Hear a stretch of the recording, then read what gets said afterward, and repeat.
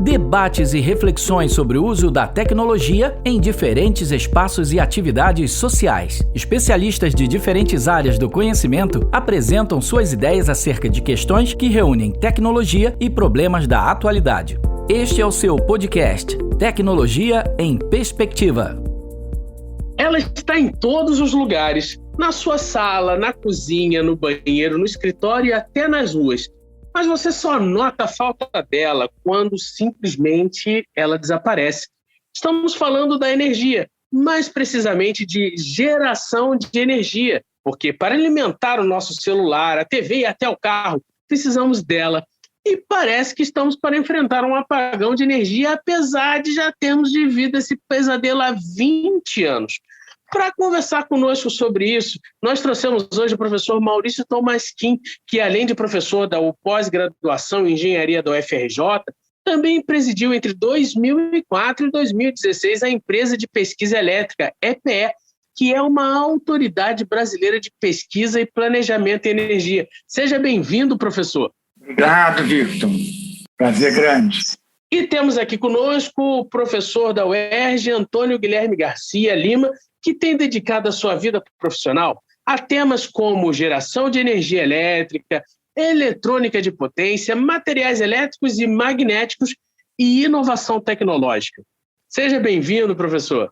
Muito obrigado, Victor, professor Maurício. Pois é, professores, e como eu falei ainda há pouco, eu falava de medo, quando a gente é criança tinha medo do escuro, medo do bicho-papão, e parece que está chegando de novo aí um certo bicho-papão, por assim dizer, de uma falta de energia, um possível apagão. É isso mesmo? Então, a gente realmente está num período difícil, sabe? Que esse bicho-papão aí da eventual falta de energia ou algum corte vem pela frente. O país está vivendo uma situação hidrológica muito ruim. É a pior hidrologia dos últimos 91 anos, que é o período que a gente tem medido. Desculpa, professor, essa situação hidrológica, o senhor se refere à questão de chuva?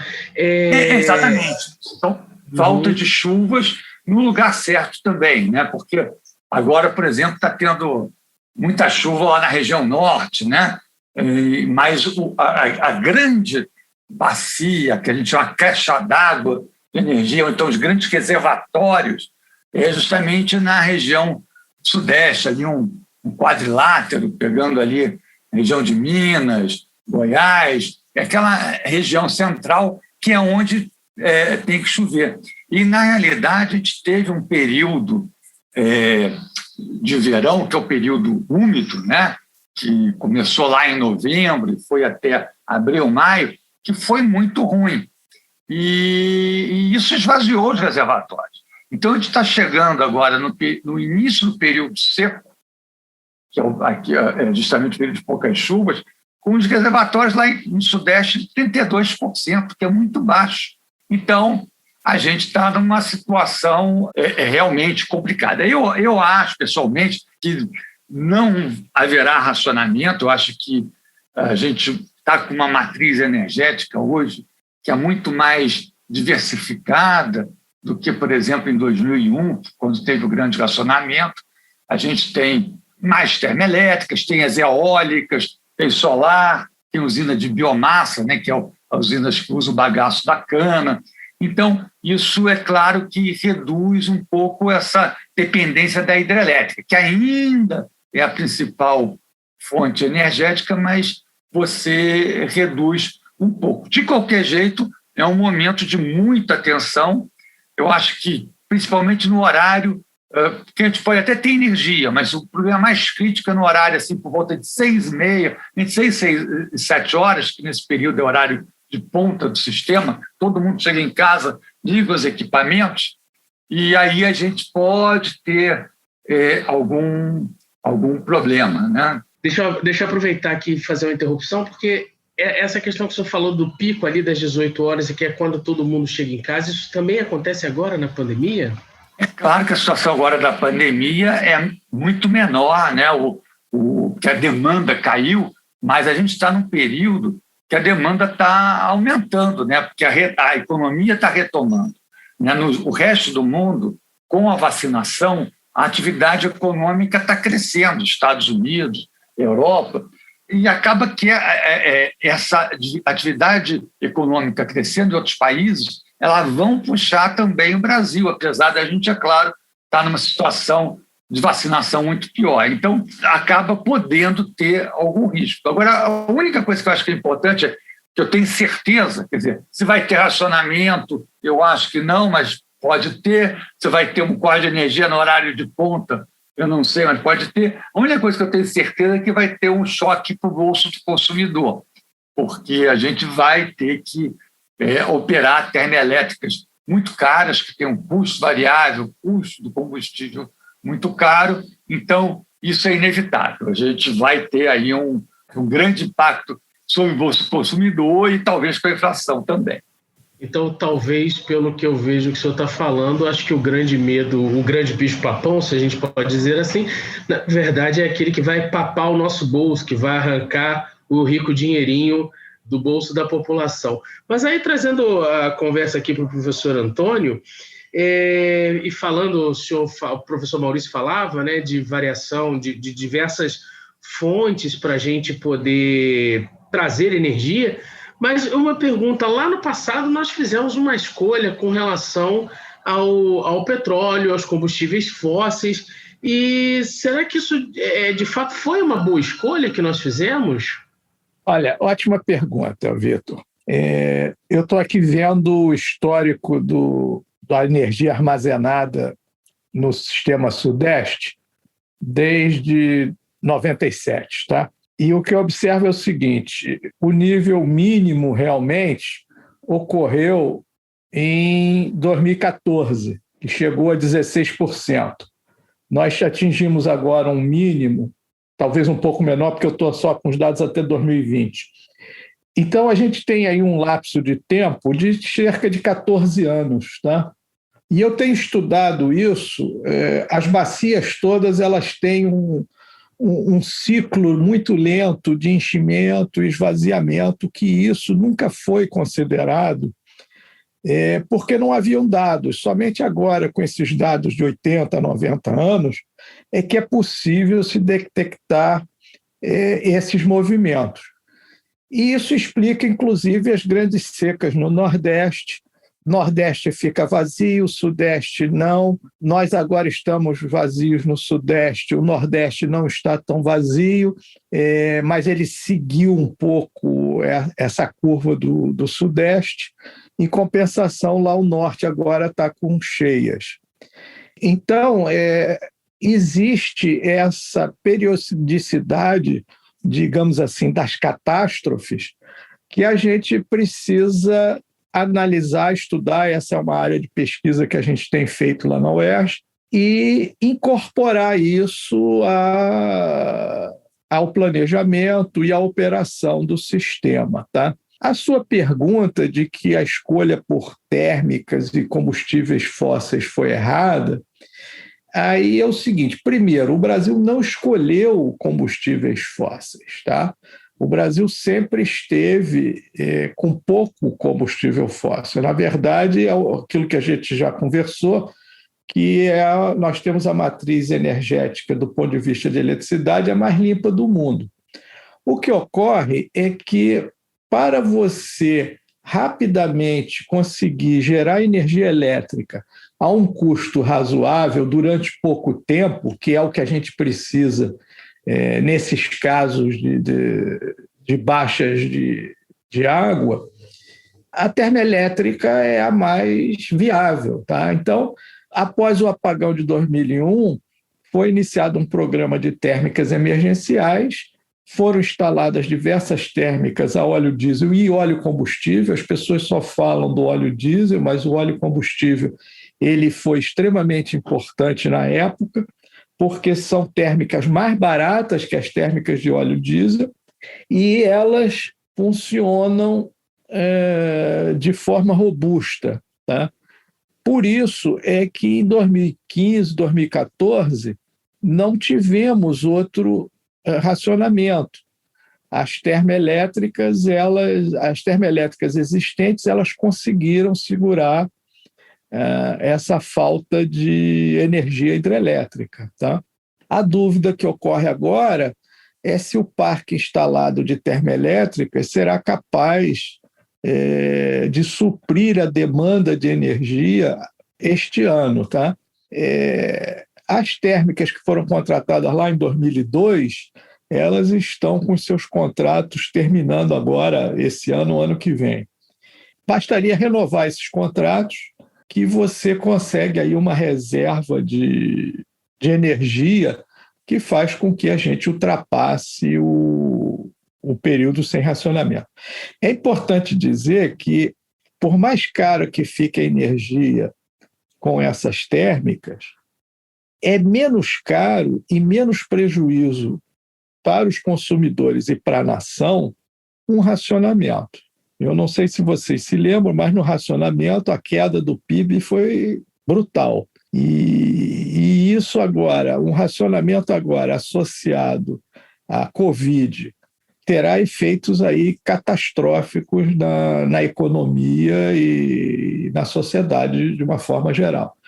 Portanto, você utilizar o combustível fóssil não é uma coisa ruim. Outra coisa importante é que o Brasil hoje já se encontra entre os 10 maiores produtores de petróleo no mundo. E o petróleo, quer nós queiramos ou não, ele é o melhor combustível hoje que existe do ponto de vista de densidade energética. Combustível que não seja renovável. Tá? Ele é mais eficiente que o carvão e ele conseguiu substituir o carvão de forma muito forte.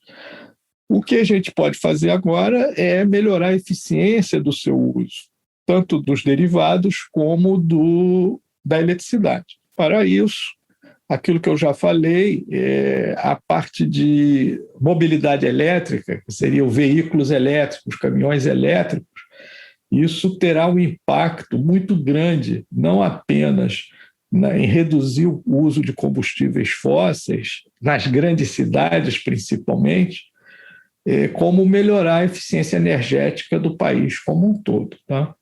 Professor Maurício, com relação ainda a essa questão, né, de uma cobertura por várias matrizes energéticas, qual é a dificuldade que a gente tem enquanto país, né, sobretudo na questão de planejamento, na questão de verbas para fazer as coisas andarem, investimento? O que falta para a gente conseguir sair, como o senhor estava apontando, né, já que a questão das chuvas, etc., são tão grandes? O que falta para o Brasil dar esse salto e sair dessa questão de depender somente ou grande parte da área hidroelétrica? Então, o Brasil já fez uma grande diversificação da matriz. Eu acho que tem condição de fazer uma diversificação ainda maior, com crescimento mais da eólica, da solar, que estão ganhando espaço e podem ganhar mais espaço. Eu concordo com o professor Antônio que as térmicas a óleo têm um papel importante, mas eu acho que a gente tem que um pouco tentar sair dessas térmicas, porque elas são muito poluentes. A gente deve passar pelo menos para a térmica a gás e, no futuro, eu acho que, dado que a gente tem ainda os grandes reservatórios das hidrelétricas, ele permite a gente, esse reservatório, funcionar como uma grande bateria, né?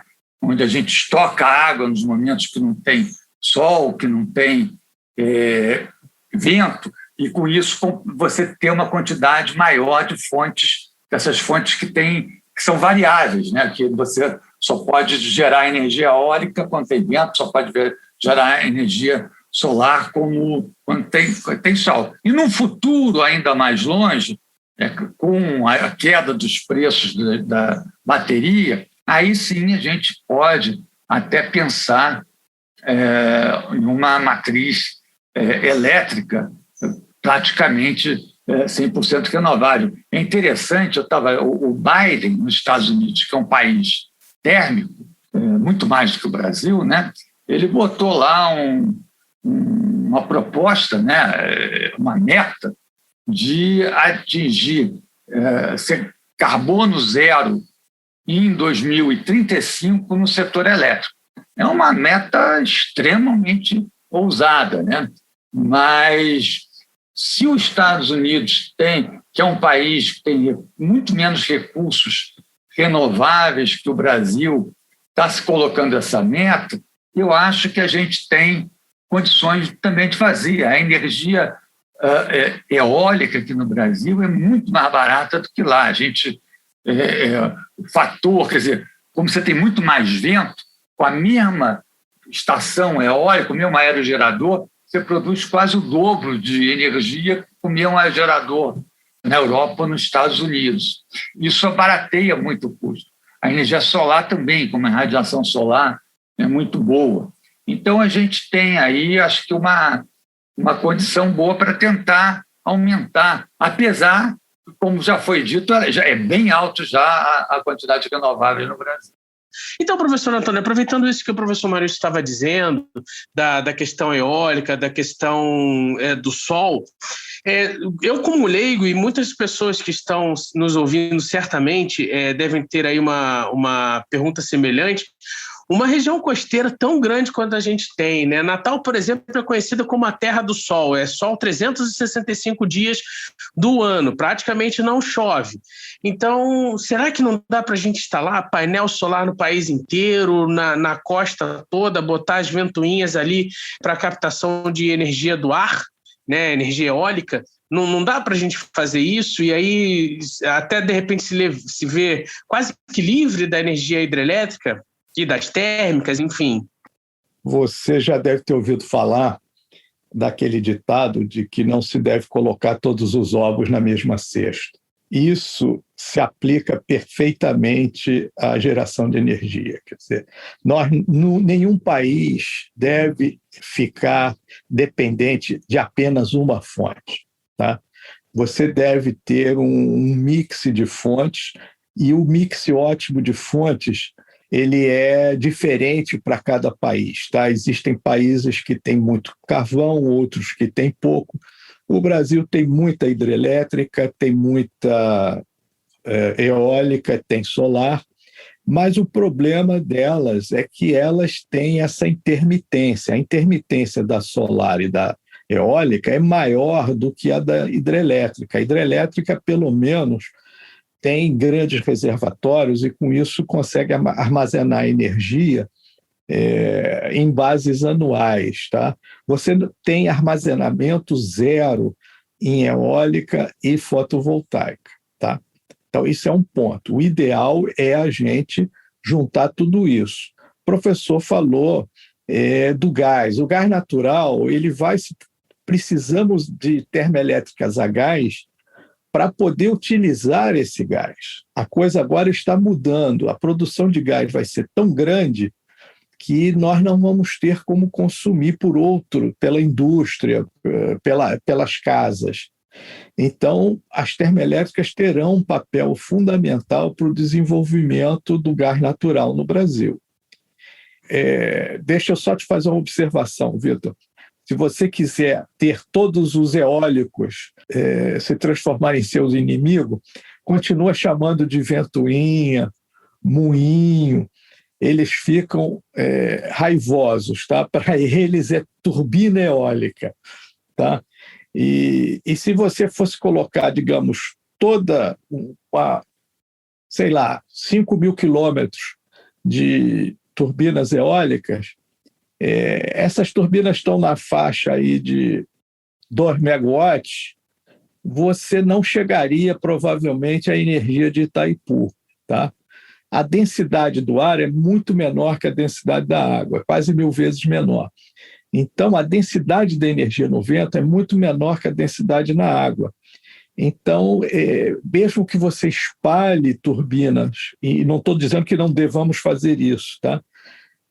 O que você vai conseguir é muito menos do que uma hidrelétrica tipo Itaipu, Belo Monte ou Tucuruí. Além disso, nós vamos ter que enfrentar os ambientalistas de Ipanema. Tá? Os ambientalistas de Ipanema, professor? São ambientalistas radicais mas não tem muita visão da prática. Então, por exemplo, eu me lembro, alguns anos atrás, surgiu um movimento ambientalista no Rio para que os navios não ficassem parados ali fora da barra e com vista para Ipanema, porque isso poluía o visual dos nossos ambientalistas de Ipanema, tá? Na verdade, eu adoro ver engarrafamento de navios ali fora da barra, porque isso significa que a economia brasileira está aquecida. Então, o que vai acontecer é o seguinte: o mesmo já acontece na Europa e Estados Unidos. As comunidades, quando você começa a ter muita turbina eólica, eles começam a reagir, reclamar de barulho, de impacto ambiental na vida dos pássaros, morcegos e coisas do gênero, tá? Não estou querendo menosprezar isso, mas isso vai criar dificuldade e vai aumentar o preço da energia elétrica, tá? Do projeto. O painel solar, a fotovoltaica, a gente pode cobrir uma região muito grande, mas aí vai começar a existir a discussão do uso da terra, tá? Aquela terra que fica ocupada por painéis fotovoltaicos, ela não poderá ser utilizada para outros fins, tipo agricultura e coisas do gênero. Então, por isso, uma das coisas que nós estamos estudando é utilizar os lagos dos reservatórios das hidrelétricas para colocar painéis fotovoltaicos flutuantes. E, com isso, você vai usar o próprio reservatório da hidrelétrica para armazenar essa energia fotovoltaica. Então, você terá um ganho aí de colocando os dois trabalhando junto, tá? Você vai melhorar o aproveitamento do sistema de transmissão, porque você vai poder injetar mais energia nas linhas quando as hidrelétricas estiverem com pouca água, tá? Então, a geração de energia, ela sempre cria impacto ambiental. Então, não existe uma solução mágica, tá?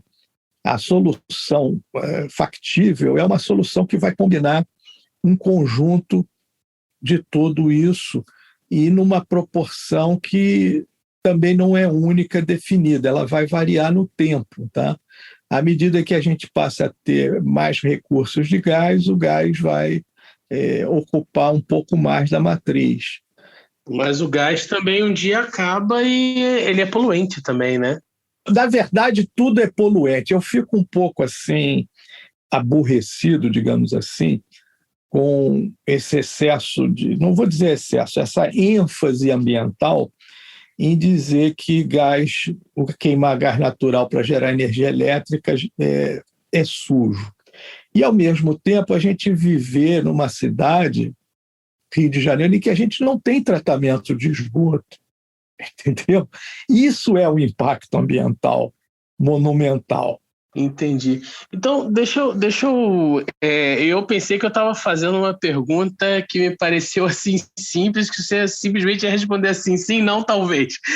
Creio que muitas pessoas tenham essa ideia, só que o senhor, e junto com o professor Maurício, são especialistas, aí você pontua, e muito bem pontuado, que não é uma questão tão simples. E mais ainda, uma ideia que eu não tinha, que mesmo colocando ali, né, várias turbinas eólicas, não é isso? Mesmo que eu esteja colocando várias turbinas eólicas e células fotovoltaicas, isso não produziria o que Itaipu é capaz de fazer com as cataratas, né? E com as quedas d'água. Ok, né? Mas mesmo assim ainda fica uma equação aqui que, olha, como o professor Maurício falou, está faltando água. Mas vamos avançar o nosso assunto, e aí eu queria saber, professor Maurício, o que são redes elétricas inteligentes, mas eu pediria que o senhor pudesse dar essa resposta bem curta, porque a gente já está se aproximando do final desse nosso podcast.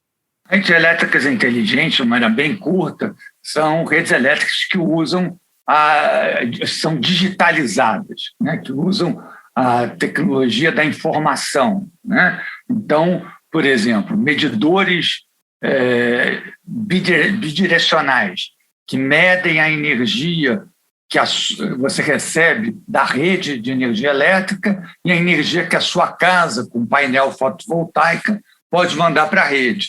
Então, esse medidor bidirecional ele faz parte de uma rede inteligente, ou medidores que possam medir o que cada um dos equipamentos da sua casa está consumindo, que horas está consumindo.